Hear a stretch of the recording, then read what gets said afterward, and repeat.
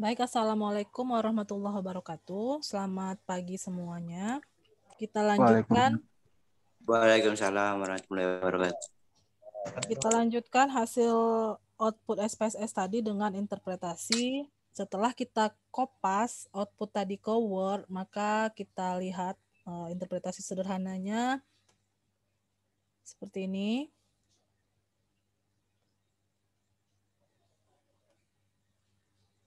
Semuanya bisa lihat ya? Bentar, Bisa, Bu. Nah, bisa, Bu. Oke, kita bisa buat ringkas interpretasinya. Ini bisa juga diterapkan untuk misalkan permasalahan teknik elektro. Ini kan cuma contoh dari Ibu ya datanya.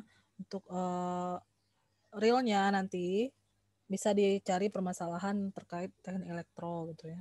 Nah, ini tadi kan kita melakukan pemeriksaan pemenuhan asumsi regresi linear klasik dengan cara meregresikan dulu semuanya dan kita lihat apakah dalam model regresi yang terbentuk itu sudah memenuhi asumsi regresi linear klasik atau belum. Nah, di sini ternyata VIF-nya sangat tinggi ya. Jadi bisa disimpulkan bahwa variabel-variabel ini yang VIF-nya tinggi itu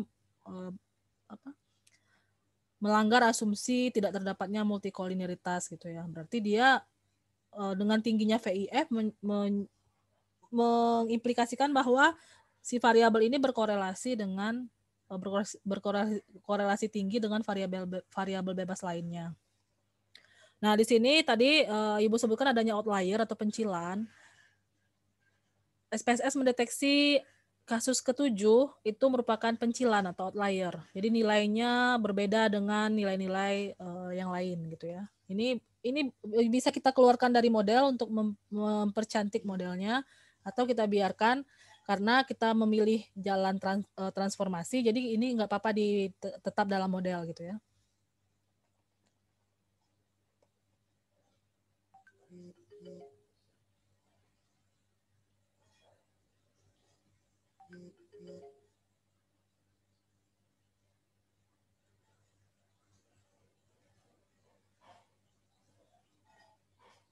Oke, ini tadi kesimpulannya datanya berdistribusi normal namun terdapat heteroskedastisitas dari plot.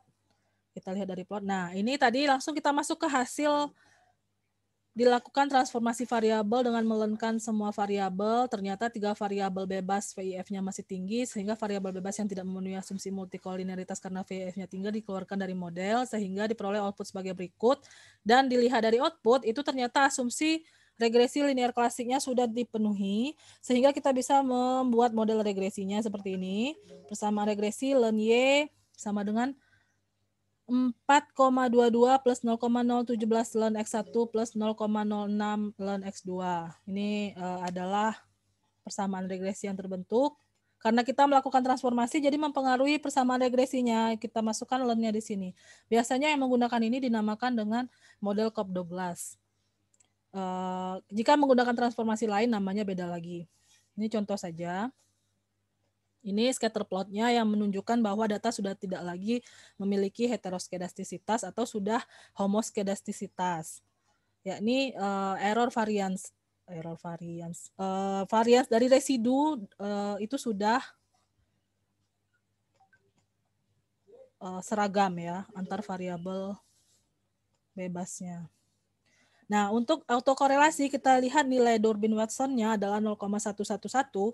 Jika kita lihat ke kriteria, nilai ini kecil sehingga mengindikasikan tidak adanya autokorelasi. Lagi pula ini sebetulnya datanya bukan dalam bentuk time series, tapi tidak masalah ini untuk pembelajaran ya. Jadi ini adalah nilai yang kecil dan menunjukkan bahwa tidak terdapat autokorelasi pada model. Sehingga model ini dapat digunakan dalam baik itu untuk melihat pengaruh ataupun untuk memprediksi lebih jauh ke depannya gitu ya. Model ini ya, ini untuk memprediksi. Oke, ada pertanyaan sampai sini? Nah, untuk tugasnya silahkan diregresikan dengan yang nilai tukar petani. Jika terjadi pelanggaran asumsi, lakukan seperti yang tadi kita praktekkan. Ada pertanyaan? Yang ini nanti Ibu share juga di LMS ya, hasil hari ini.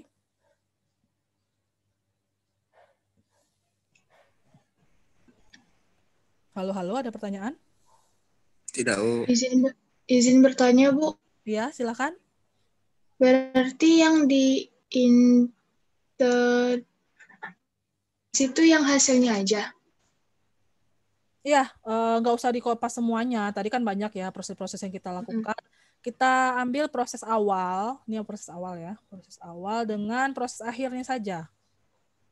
Yang setelah variabel, misalnya kita mengambil langkah membuang variabel bebas. Oke, kita buang 3, tersisa 2 variabel bebas, inilah hasilnya. Setelah ditransformasikan juga gitu kan.